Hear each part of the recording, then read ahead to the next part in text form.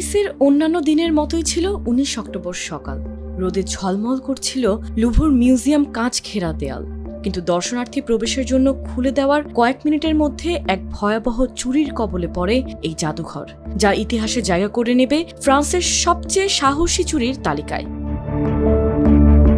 মাত্র কয়েক মিনিটের মধ্যে লুটের এই অভিযানে চুরি যায় নেপোলিয়ন বোনাপার্ট ও তার উত্তরসূরিদের ব্যবহৃত অলংকার। এর মধ্যে রয়েছে মুকুট, টায়রা, পান্না ও হীরার নেকলেস। 3 দিনের মাথায় চুরি যাওয়া অলংকারের আনুমানিক মূল্য তালিকা প্রকাশ করেছে ফরাসি প্রসিকিউটর। তাদের হিসাবে মাত্র 4 মিনিটের ভয়াবহ চুরিতে প্রায় 88 মিলিয়ন ইউরো বা $102 মিলিয়ন ঐতিহাসিক সম্পদ হারিয়েছে লুভর মিউজিয়াম। ফ্রান্সের প্রসিকিউটর লার বেকুয়া জানান, অর্থমূল্যে এই ক্ষতি যেমন বিশাল, তার চেয়েও বড় ক্ষতি হয়েছে ফ্রান্সের ঐতিহাসিক ঐতিহ্যে।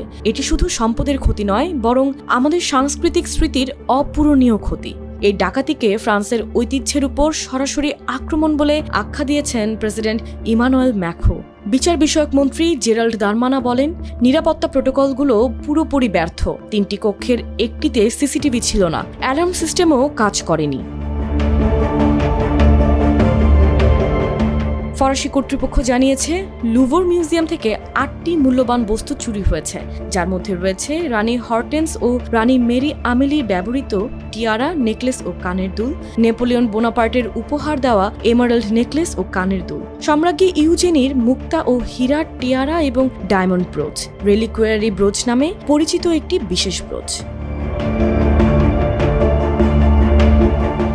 12শো শতাব্দীতে রাজকীয় দুর্গ হিসেবে নির্মাণ করা হয় লুভর। পরবর্তীতে সেটি হয়ে ওঠে ইউরোপের রাজাদের আবাসস্থল। ফরাসি বিপ্লবের পর 1793 সালে এটি জাদুঘর হিসেবে সর্বসাধারণের জন্য উন্মুক্ত হয়। মোনালিসা, ভেনুস দি মাইলোর মতো বিশ্ববিখ্যাত শিল্পকর্ম, রাজকীয় অলংকার ও রত্নভাণ্ডার সংরক্ষিত এখানে।